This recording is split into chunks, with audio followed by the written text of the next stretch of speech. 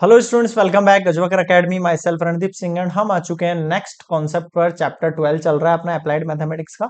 देखो, जो लास्ट हमने कंप्लीट किया 12.1 कंप्लीट किया, जहां पर हमने प्रेजेंट वैल्यू निकालना सीखा था। ठीक है, अब ये जो नेक्स्ट कॉन्सेप्ट है हमारे पास एक्सरसाइज 12.2 के लिए है ना, यहाँ पर हम सिंकिंग फंड के बारे में सीखेंगे, है ना। अब देखो, सिंकिंग फंड क्या है, मैं आपको डायरेक्टली बताता हूँ।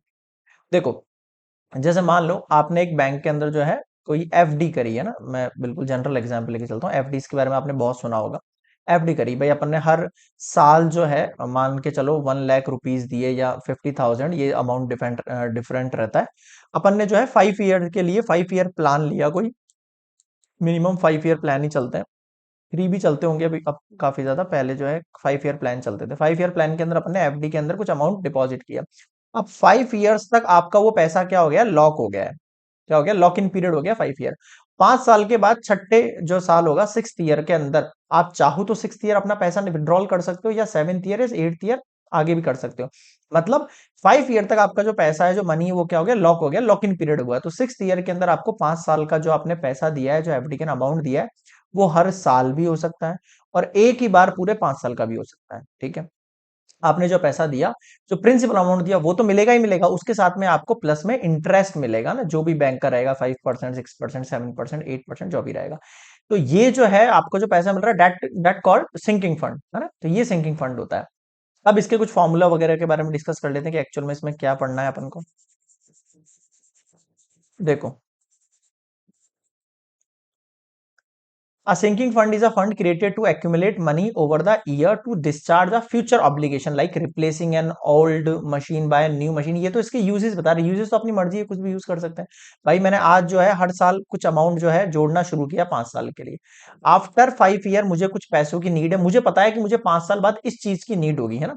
मेरे कुछ फ्यूचर प्लान्स है, या फिर मेरी फैमिली के अंदर कोई मैरिज फंक्शन है, या कुछ भी है, तो 5 साल बाद होगा, मैंने ऐसा मान रखा है या सोच रखा है।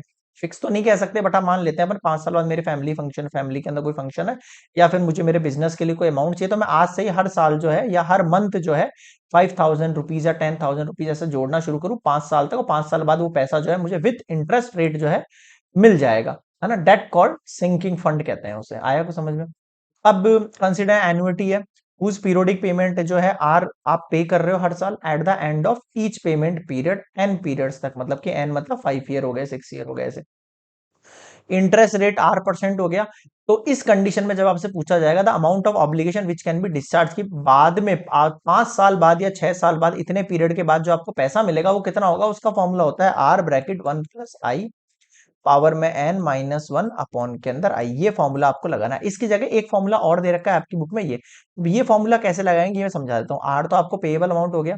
ये क्या बीमारी है भाई, SNI। ये एक्चुअल में पॉइंट ये है, एन तो आपके पास हो गया पीरियड्स, है ना, एन पीरियड्स हो गए यहाँ पर।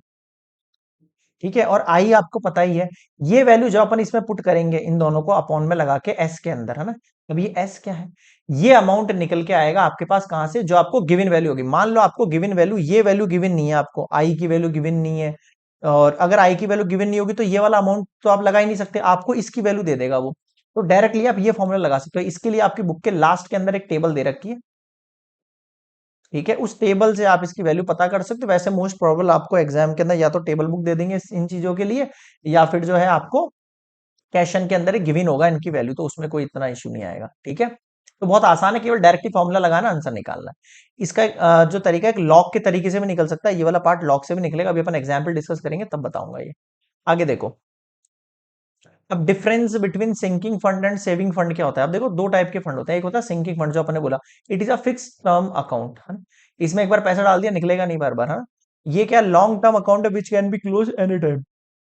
मेरी मर्जी हो जब मैं पैसा डाल के निकाल सकता हूँ इसके अंदर से। It does not have any specific purpose, नहीं है मेरे पास। Saving account, any amount any time can be deposit, निकाल सकते हैं और डाल सकते हैं पैसे को। बट सिंकिंग फंड में ऐसा नहीं होता। आपने फिक्स कर दिया 5 साल का लॉकिंग पीरियड, तो आपने अगर 2 साल पैसे दिए तो तीसरे साल आपको पैसा चाहिए तो निकलेगा नहीं उसमें से, फिक्स हो जाएगा, वो 5 साल बाद ही निकलेगा। हाँ, आप रोक सकते हो अपनी एफडी के अमाउंट को, बट पैसा जो है वो 5 साल बाद ही निकलेगा, जो भी निकलेगा उसमें से। क्लियर है। इसका कोई फिक्स पर्पस है आपका जो है डालने का पैसे को, कि भाई मुझे 5 साल बाद ये काम निकालना है, तो ये होता है सिंकिंग फंड और सेविंग अकाउंट के अंदर आंसर, अंतर, डिफरेंस। क्लियर है यहाँ पे। So this is complete. Next हम डिस्कस करते हैं एग्जाम्पल नंबर 1, ताकि आपको पता लगे कि हम किस तरीके से यूज करने वाले हैं इनको। ओके, चलो।